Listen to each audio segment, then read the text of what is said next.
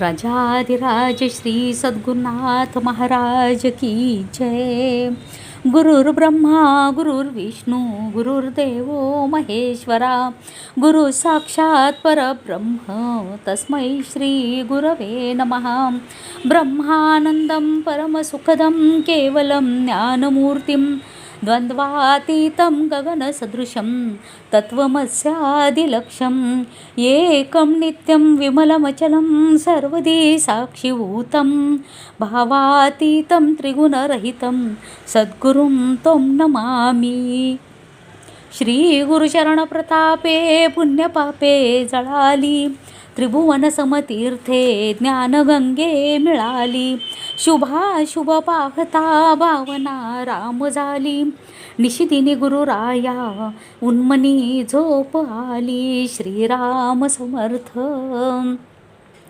आनंदम ब्रह्म सुलभ आत्मज्ञान साधकांचा नित्य मनन ग्रंथ. बोधक श्री समर्थ सद्गुरू गणपतराव महाराज कन्नूर. अनुवादक श्री शिवरामपंत उर्फ वावण्णा श्री वैद्य व सौ मुक्ता वैद्य. ग्रंथबोधकांचा अल्पपरिचय. सुलभ आत्मज्ञान या ग्रंथाचे लेखक आहेत शांती कल्पद्रुम, श्रेष्ठ नीतिज्ञ, अध्यात्मविद्येचे प्रणेते योगीराज श्री समर्थ सद्गुरू गणपतराव महाराज कन्नूर. सामान्य माणसाप्रमाणे या भूतलावर जन्म घेतला, पण असामान्य साधना करून आत्मज्ञान प्राप्त करून घेतले आणि ते इतरांनाही प्राप्त करून दिले. म्हणून त्यांना श्री समर्थ सद्गुरू या उपाधी प्राप्त झाल्या. त्यांची योग्यता त्यांच्या चरित्रावरून कळून येईल. म्हणून आम्ही या बृहत ग्रंथ लेखकांचे अल्पचरित्र येथे देण्याचा प्रयत्न करत आहोत. कारण आमचा हा प्रयत्न म्हणजे काजव्याने सहस्त्ररश्मीचा परिचय करून दिल्याप्रमाणेच आहे. त्यांचा स्वतंत्र चरित्र ग्रंथ शांती कल्पद्रुम उपलब्ध आहे.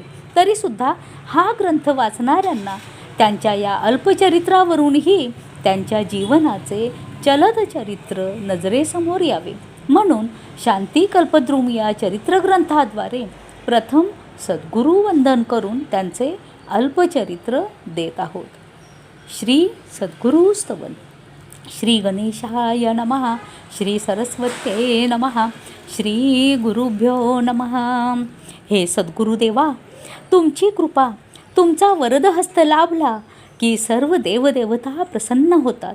सागराची अथांगता, सूर्याची प्रखरता, चंद्राची शीतलता, फुलांची कोमलता, पृथ्वीची क्षमाशीलता हे सारे तुमच्यात सामावले आहे.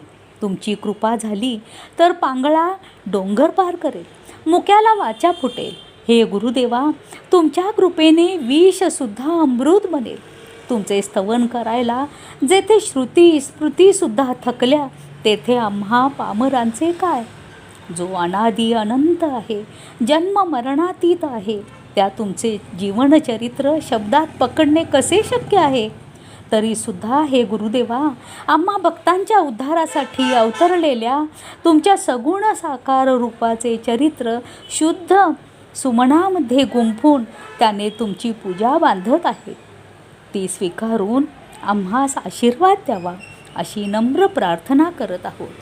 श्री सद्गुरुनाथ महाराज की जय. गुरुपरंपरा. सर्व संप्रदायाचे मूळ पुरुष श्री दत्तात्रेय स्वामी असे मानतात.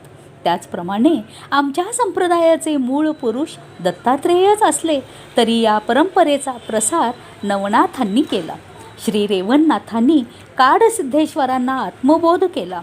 त्यांच्यापासून सुमारे 200 वर्षापूर्वी आमचे मूळ पुरुष श्री समर्थ सद्गुरू गुरुलिंग जंगम महाराज यांना अनुग्रह व ज्ञान प्राप्त झाले. त्यांचे शिष्योत्तम श्री समर्थ सद्गुरू भाऊसाहेब उमदीकर महाराज यांनी इंचगेरीत राहून ज्ञान व भक्ती प्रसार केला. त्यांनी समर्थ सद्गुरू श्री सिद्धरामेश्वर महाराज यांना नाममंत्र दिला व श्री समर्थ सद्गुरू सिद्धरामेश्वर महाराजांनी श्री समर्थ सद्गुरू गणपतराव महाराज यांच्यावर अनुग्रह केला. या संप्रदायातील अनेक उत्तमोत्तम अधिकारी अनुभवसंपन्न गुरुशिष्य मालिकेतील श्री समर्थ सद्गुरू गणपतराव महाराज हे एक देदीप्यमान अनमोल रत्नच होय. राजाधिराज श्री सद्गुरुनाथ महाराज की जय. जन्म आणि बालपण. कर्नाटक राज्यातील विजापूर जिल्ह्यातील कन्नूर हे छोटेसे ग्राम. कन्नूरची निम्मी अधिक जमीन बागायती असून गावाभोवती शेकडो केळींच्या बागा होत्या. तेथे शुक्ल यजुर्वेदी माध्यंदिन शाखेचे वसिष्ठ गोत्राचे सदाशिवराव कन्नूर गावचे कुलकर्णीपद सांभाळत होते. त्यांच्या पत्नी सौ गंगाबाई. हे दाम्पत्य अत्यंत सुशील, धार्मिक आणि भक्तिमान होते. त्यांचे शिवरामपंत हे सुपुत्र. शिवरामपंतांना वडिलांनी विजापूरला ठेवून उत्तम शिक्षण दिले. शालांत परीक्षा उत्तीर्ण झाल्यावर ते महसूल खात्यात नोकरी करू लागले व आपल्या कर्तृत्वाने शिरस्तेदार ते मामलेदारांपर्यंत पोचले. श्री शिवरामपंत वैदिक धर्मनिष्ठ होते व ते दररोज गुरुचरित्र वाचत असत. त्यांच्या पत्नी सौ सरस्वतीबाई धार्मिक कर्तव्य पालनात पतीपेक्षा काकणभर सरसच होत्या. त्या गृहकृत्यात दक्ष, अतिथी सत्कारात तत्पर असून पत्नी धर्माने वागत. यांना 5 पुत्र व 4 कन्यारत्नांचा लाभ झाला. यातील तिसरे सुपुत्र श्री समर्थ सद्गुरू गणपतराव महाराज होत. शके 1831 भाद्रपद शुद्ध चतुर्थी दिनांक 9/9/1909 चा सोमवार पहाटेचा ब्राह्मी मुहूर्त. अशा या शांत प्रसन्न ब्राह्मी मुहूर्तावर श्रींचा जन्म झाला. गणेश चतुर्थीस बाळाचा जन्म झाला म्हणून त्यांचे गणपती असे नामकरण करण्यात आले. त्यांच्या वेळी मातोश्री गर्भवती असताना श्री समर्थ सद्गुरू भाऊसाहेब महाराजांचा प्रत्यक्ष आशीर्वाद त्यांना लाभला होता. अध्यात्माचे बाळकडू त्यांना मातेच्या उदरातच मिळाले होते. लहानपणी ते अत्यंत शांत होते.